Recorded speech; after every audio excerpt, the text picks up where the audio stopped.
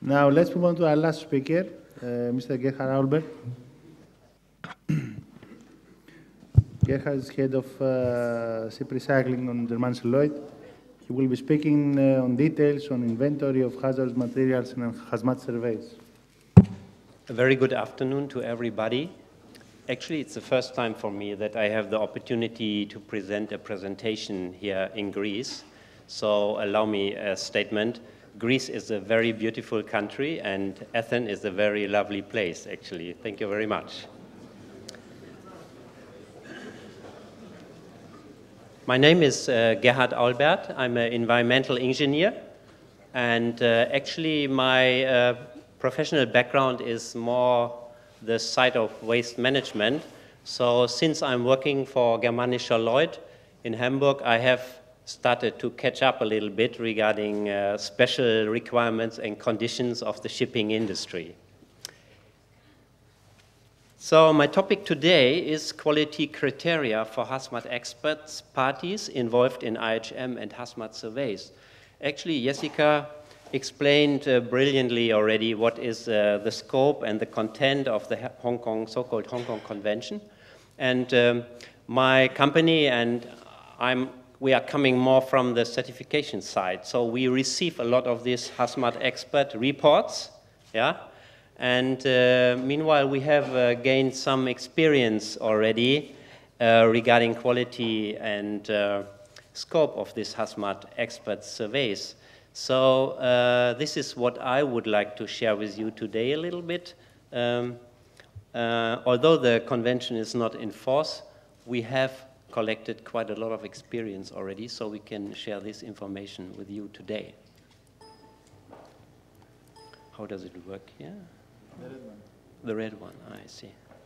Okay, what are the hot topics in the shipping industry? Of course, emissions, maybe ballast water management, and my special topic is related to HazMat life cycle management and recycling.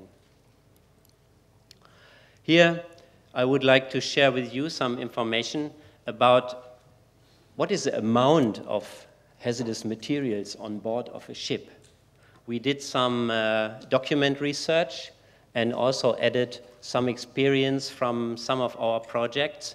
And we tried to create a chart which shows the average content of hazardous materials of a medium-sized vessel. We call it example vessel. This is just a rule of thumb or a general orientation, but as an average you can say such a medium-sized vessel has up to 700 tons hazardous materials on board. It's in the structure, in the equipment, in many different materials, and also as an operational waste as well. So the chart shows you the variety of the materials. Some of them are prohibited already. Jessica has mentioned some of these materials as well. So if you care properly for treatment and recycling of this, that can really make up to 20% of the selling price of such a vessel. So if you look to this long list of hazardous materials, we immediately will ask ourselves what is the most difficult and most interesting hazardous material. And it's, of course, amianto. I only know the Portuguese name for the time being because I did a training in Brazil last week. I don't know the Greek word. Does someone know the Greek word for asbestos? Amianto as well. Oh, that's very nice. That's very nice. Okay, here's some beautiful pictures about this amianto, asbestos. And this is our main concern on existing ships and also on new ships, actually. So Hong Kong Convention is dealing with this kind of hazardous materials. I don't want to explain this again. Jessica did it already. So I skip these two slides and I go straight to this very nice chart. Actually, this chart shows you one criteria which could be taken as a quality criteria. it shows different HazMat experts, and they prepared so-called HazMat expert reports based on numbers of samples, of course. If you do a HazMat survey, you go on board, you take samples, you carry them to a laboratory, and here this 7 different HazMat experts, they did a lot of projects, and we did the certification. And as an average, you can see it fluctuates between 50 and 170 samples. Now you can ask, why is it like this? There are some good reasons, because you should take different numbers of samples, for instance, the size of the ship, maybe the age of the ship, but it should be not fluctuate so much, maybe. Yeah? So this is a very good quality criteria to judge a little bit on the quality of the delivered HazMat expert reports. If you study this a little bit more details, you will definitely start to think about the main reasons. And what is required is clear guidance is needed on expert qualifications. As you may know, the Hong Kong Convention is providing a framework for such kind of business, and there's plenty of space for interpretation or whatever. And according to these figures and our experience, it would be a good thing to create a commitment for a good medium-sized standard level, actually. And our intention is to generate such a commitment for a good standard, but we also are focusing on a process which enables us to streamline the entire process, which will avoid that it will cost too much costs, actually. Oh, this is back, huh? Okay, sorry. So what are the necessary topics for training? I think a big issue to come to a proper quality standard is to provide some trainings. And so far, the shipping industry has not defined this more detailed, actually. So we try to discuss and deliberate this a little bit. And of course, you need to know something about laws and regulations. That is very special for the maritime industry. You always have to consider the flag state regulation, but you also have to consider the maritime regulations. So it's something which is very special for the maritime industry. And you need to know something about structure and equipment of your ship, of course. It's not a very good idea to ask a HazMat expert who has never seen a ship before to conduct such a survey on a ship, actually. Is a quite big difference in comparison to HazMat surveys for buildings, for example, of course, although the materials are the same. And the experts have to know what is the detailed content of the inventory and the respective convention, of course.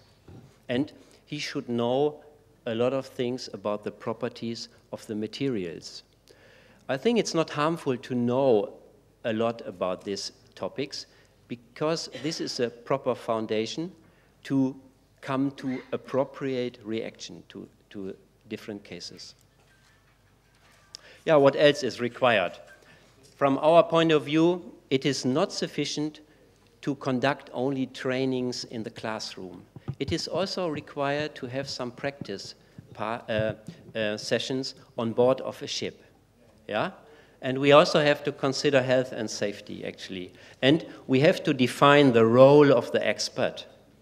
And finally, the ship owner, if he has a case where he has to remove something, the HazMat expert should also be in the position to provide some general information and guidance regarding removal management. In many cases, it will not take a big effort to remove, for instance, asbestos gaskets. Yeah? In general, under special circumstances, the owner can do it on his own during the normal maintenance program. So, summarizing all these items, GL is introducing a special HazMat training and approval scheme. And this scheme contains 5 items. Actually, it starts with a 4-day HazMat training course, and 1 day is a practice part on board of the ship. Then after that, we also check whether the HazMat expert is doing his first project in a proper way. So he will be accompanied during his first project. And when the HazMat expert has gained experience, it is also possible to conduct a special HazMat expert audit for the respective company the HazMat expert is working with. And also a crucial and very important item is to deal with the right laboratory. This is a very difficult subject, actually. If you look to the guideline gives a little bit of orientation regarding the methods and the procedures you should use for the analysis of hazardous materials. But it's not accurate enough. And in many cases, even if you have court cases related to hazardous materials, reports are not very often comparable. You only can compare reports and investigations which are based on the same pattern and same foundation, actually. And the 5th step of our training and approval scheme is the so-called IHM Green Server tool.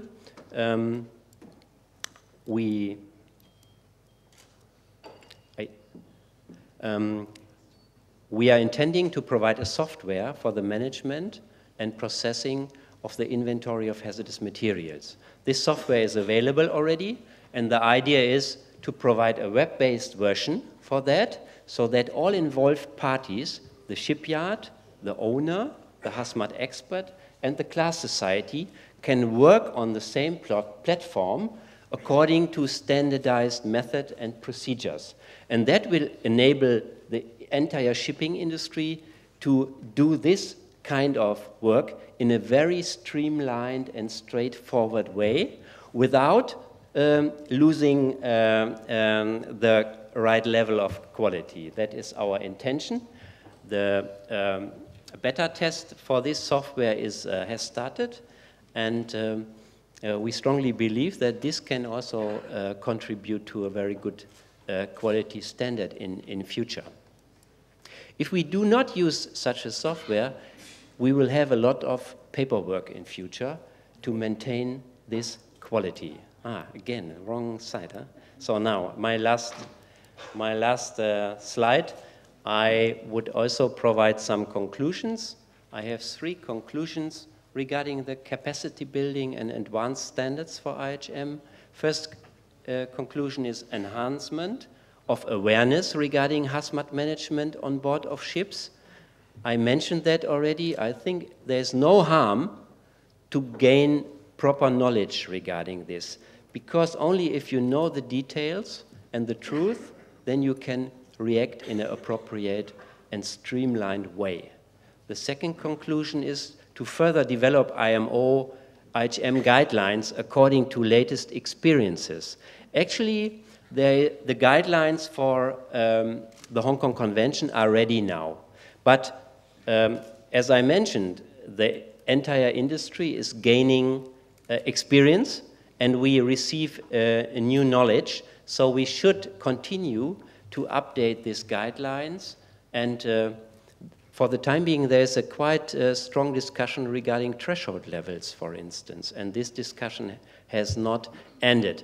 And the problem with the threshold levels is that some people, they consider the items of a ship as a waste, and other people, for instance, for new building projects, we are considering products. So there is a quite good understanding that we might have to have different threshold levels for products and for waste items.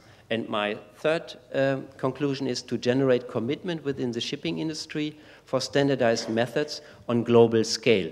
I think it makes no sense to come to European or national solutions. I think this is a global topic similar to the industry. and this would be a good approach to have a joint understanding globally. Thank you very much.